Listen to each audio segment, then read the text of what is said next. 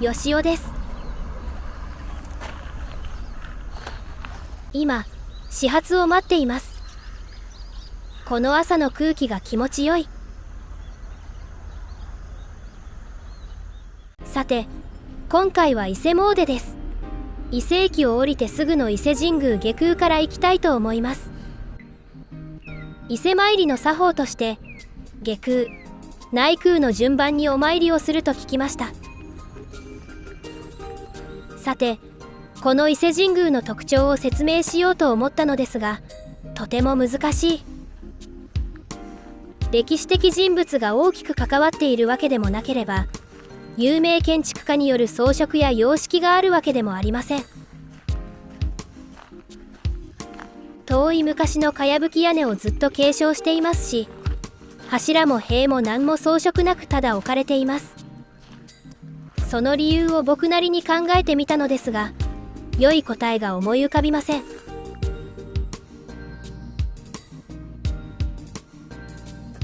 最初、過去に政治と深く結びつかなかったせいではと考えました。権力と結びついた宗教は、その政治権勢を示すためにも建物が派手で華美になっていきます。ですが、神道は昔から国家宗教として認められていました。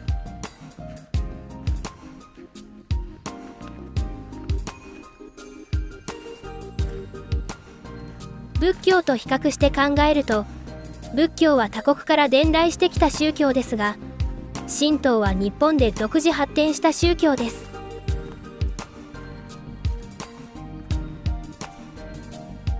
だから外からの新しい文化の影響を受けることが少なく、原始的な自然宗教に近い形で受け継がれてきたのかもしれません。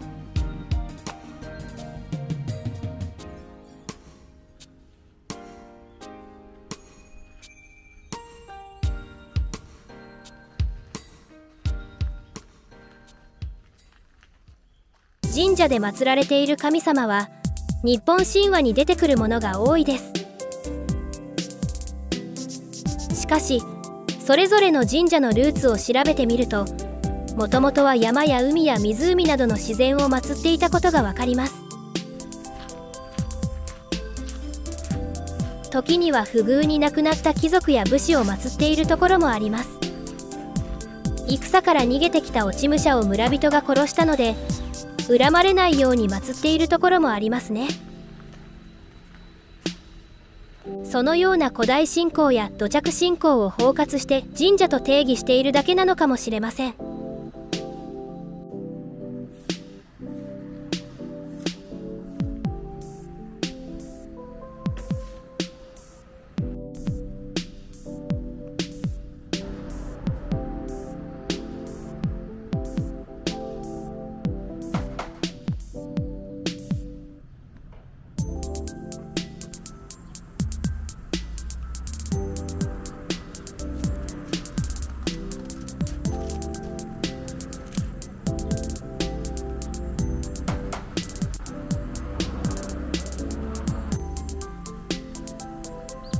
ここは芸能の神様なので、芸能人の方々が登り旗を立てていますね。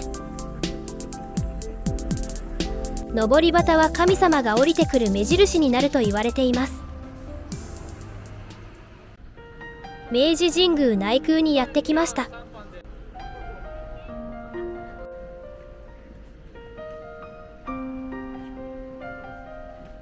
ここで祀られている神様は天照大神という太陽の女神です。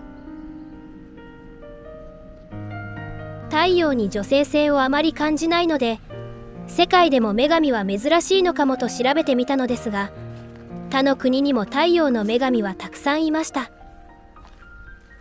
生み出す大地が女性神としてまず存在し、対比構造として荒々しい太陽が男性神になりやすいと思っていたので意外でした。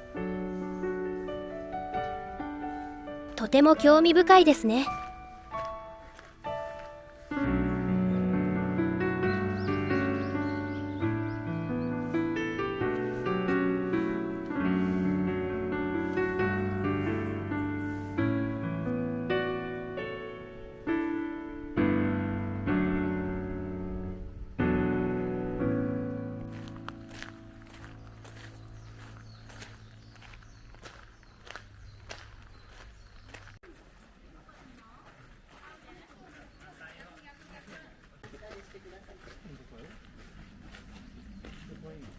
天照大神は日本の天皇家の祖先とされています。ですが、現代の日本でそのことを知っている人は多くないかもしれません。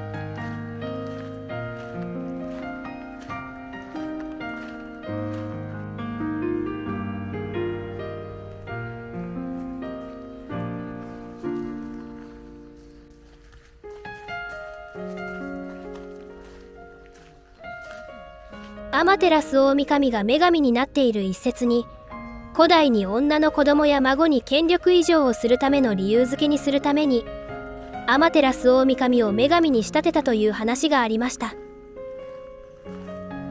日本には過去に卑弥呼という女王や推古天皇という女性天皇もいます。古代の方が女性の地位が高かったのかもしれません。このような緑の多い神聖な雰囲気のある場所を歩いていると思索がはかどりますね。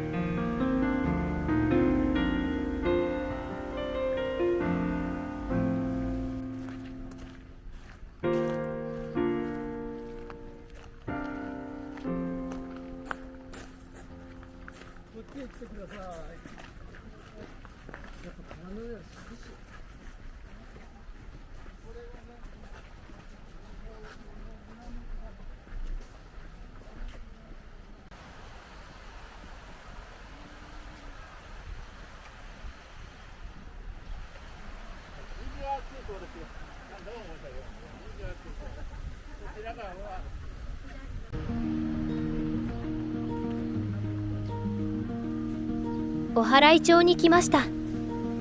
お祓町は伊勢神宮内宮の参道の入り口からすぐの位置にあります。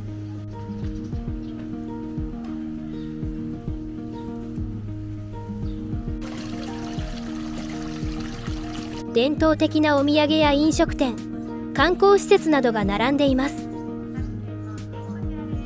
参拝者や観光客はここで地元の食や商品を楽しむことができます。日本の有名な神社やお寺の周りには、こういった門前町と呼ばれる集落が形成される傾向があります。おしゃれなカフェを見かけたので入りたかったのですが、お昼が食べられなくなると困るので断念しました。有名な観光地に来ると何を食べるか本当に迷いますよね。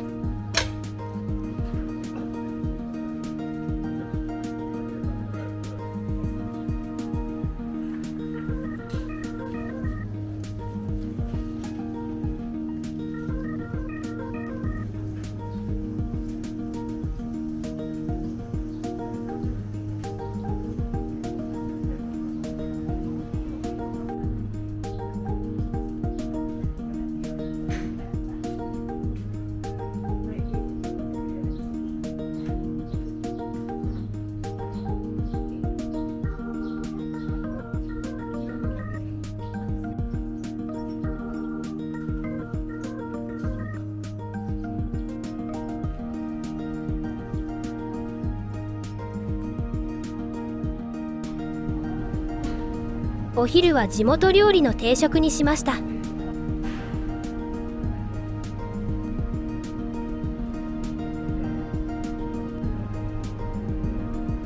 まずは手こね寿司。手こね寿司はカツオやマグロなどの赤身の刺身をタレに漬け込んだものを飯切りに入れた酢飯の上に並べて、しそや海苔などの薬味を上に散らしたものです。いわゆる漬け丼ですね。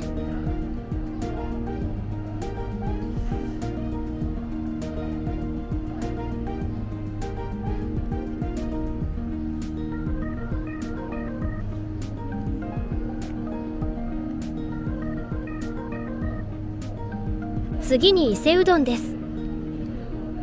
伊勢うどんは通常の2倍近くある太くてもっちりとした麺の食感が特徴です。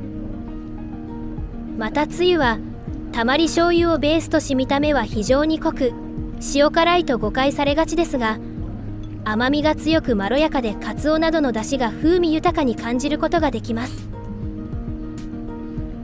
もちもちで美味しい。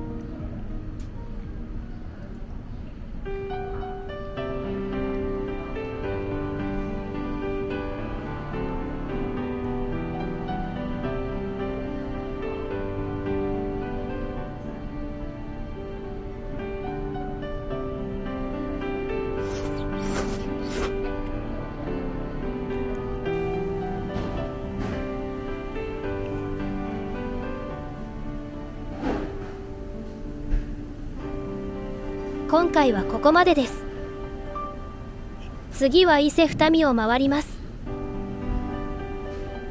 ご視聴ありがとうございました。